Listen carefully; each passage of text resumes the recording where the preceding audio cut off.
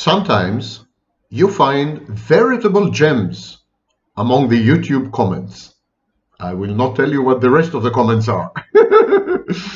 Julian has written this: the narcissist digests reality by dissolving it via fantasy, like a spider injecting fantasy into a cocooned, internalized object. Beautiful metaphor, or simile, or whatever. Analogy, actually. I would like to explain the aversion of the narcissist to reality. After all, it defies common sense. If the narcissist were to be embedded in reality, if the narcissist were to have an intimate, good relationship with reality, the self-efficacy of the narcissist's ability to act in the world and on the world would have been much improved. So why this self-defeating renouncement of reality? Why this self-destructive avoidance of reality? Why this withdrawal into a fantastic cocoon space, as Julian calls it? The reason is that anything shared is perceived by the narcissist as humiliating and demeaning. If you share something with others, it means you're the same as others. It means you're average. It means you're common. It means you're not special. You're not unique. You don't stand out. You're not godlike. You're not idiosyncratic. The minute you have a shared experience, the minute you have commonalities, you're common. A shared experience, a shared human experience, is soothing. Healthy people seek shared human experiences. Healthy people crave common denominators and commonalities because they are, as I said, soothing and reassuring and comforting. They create a sensation of safety and stability and predictability and determinacy and certainty. Certainty and safety is what we are all looking for. And one of the major ways to obtain these is by comparing notes with other people, establishing what we call an intersubjective space, getting to realize how much you resemble other people and to what extent they resemble you. It reduces the threat. It renders the world less hostile, less minacious, less threatening. And yet the narcissist perceives this shared human experience. The narcissist perceives these commonalities, regards these common denominators as a major, major threat, because it challenges the narcissist's self-concept as unprecedented, unique, sui generis, one of a kind. To the narcissist, a shared human experience is a narcissistic injury. If you were to tell the narcissist, I know how you feel, the narcissist would react with rage. If you were to tell the narcissist, yes, I've had the same experience, let me give you an advice or whatever, this would be an attack, would be perceived by the narcissist as if you were attacking him, as if you're undermining him, as if you're challenging him, as if you're putting him down, as if you are reducing him to size, as if you are dragging him, taking him, to your level.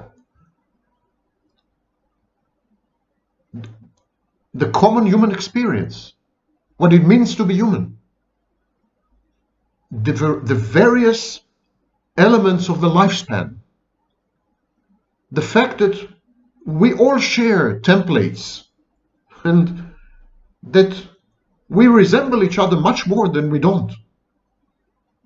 We have arts, we have movies, we have paintings, we have works of literature precisely because we can resonate with other people, precisely because their internal and external experiences are not alien to us.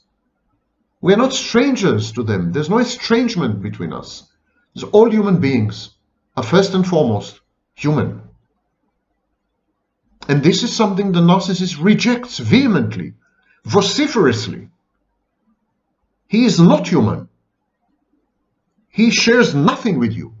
You have nothing that is in common with the narcissist. He's so unique, he's so godlike, he's so divine, he's so out there, he's so transcendental, he's so superior to you that basically there's no common ground, there's no consensus, and there's no compromise to be had. To the narcissist, the shared human experience is a narcissistic injury. Remember that. But to reject the common experience of being human is to reject reality, of course. And all this emanates from the fact that the narcissist had never had the experience of being human. You see, if you have never been exposed to love, you would never identify love when it comes your way. You would never experience it in yourself, and you will never ever experience it in others. Even when you are loved by others, even if someone loves you, if you have never experienced love, you wouldn't know it. And you of course would be incapable of loving yourself, incapable of giving love and receiving love. To identify love, its existence, its preponderance, its directionality, to embrace it, to immerse yourself in it, to benefit from it, you need first to have experienced it as an infant, as a child. And if you have never been exposed to it, forget about it. You will never ever experience love. You will never ever be able to identify love. If you've never been exposed to empathy, if you've been treated disempathically by people who lack empathy, narcissists, psychopaths, selfish people, mentally ill people, evil people, you've never been exposed to empathy.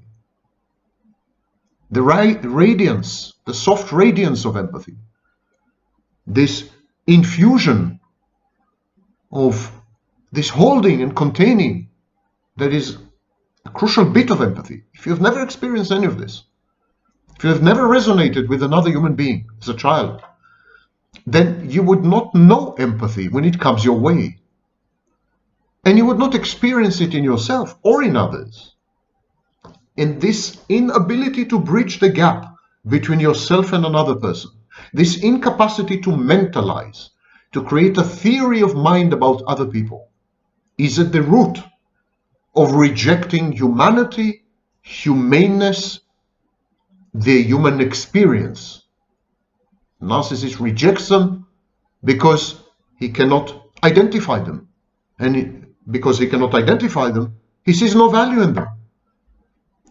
And they challenge his perception as a separate world, a separate entity. Self-perception as a separate world, a separate entity. He's not human. Narcissist doesn't perceive himself as human. He perceives himself as the next stage in evolution, superhuman, the Superman, the Nietzschean Superman, without the morality. And so, this is why, Julian, this is why narcissists digest reality by dissolving it in fantasy.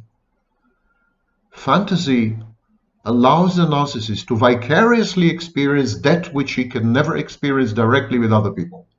Fantasy allows the narcissist to populate it with avatars that are fully controllable, fully manipulable, can be molded and shape-shifted the way the narcissist does, the way the narcissist needs them to be.